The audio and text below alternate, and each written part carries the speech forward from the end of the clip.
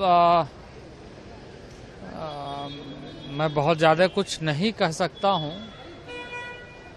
इस मामले पर कि वहाँ की वास्तविक स्थिति क्या है, पर मैं यह ज़रूर कहूँगा कि हम सबको कोशिश यही करना चाहिए कि किसी को किसी तरह की कठिनाई ना हो और इस तरह का वातावरण बनाए रखें जिससे आम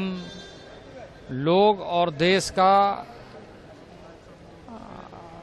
जो एक ताकत है वो ताकत स्वाभाविक रूप से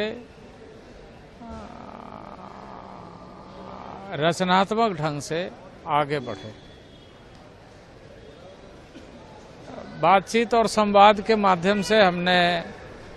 हमेशा कोशिश किया है और आगे भी समाधान के रास्ते क्या हो सकते हैं सबके सुझाव आमंत्रित भी किया है।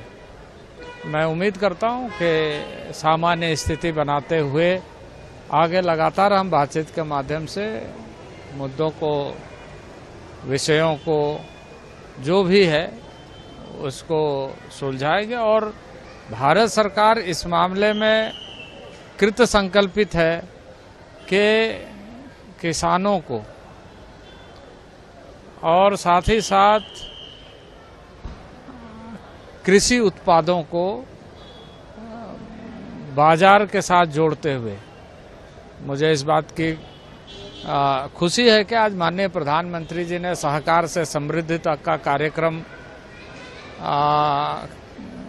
एक बृहद परियोजना के रूप में किया है और देश भर के लैम्प्स पैक्स को जोड़ते हुए एक अद्भुत कार्य योजना जिसके माध्यम से अब लैम्प्स पैक्स के माध्यम से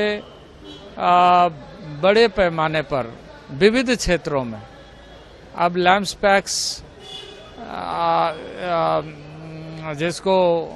CSC और यह सारे सेंटर कॉमन सर्विस सेंटर के रूप में,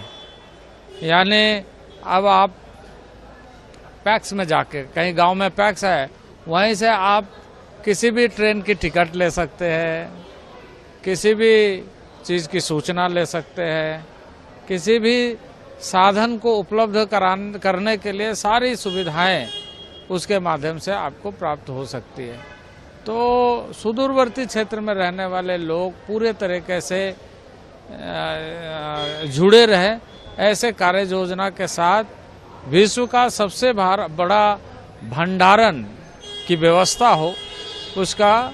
उद्घाटन जहां 11 राज्यों में किया गया, वहीं 500 स्थानों में भूमि पूजन की गई और अब ऐसे बहुत सारे स्थानों में यह कार्य प्रारंभ हो रहा है।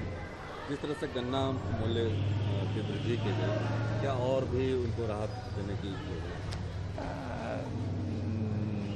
गन्ना के मूल्य में वृद्धि करने से स्वाभाविक रूप से किसानों को इससे फायदा होगा और समय समय पर जो भी ऐसे विषय आते हैं सरकार खुद स्वयं संज्ञान में लेकर के उसका समाधान कर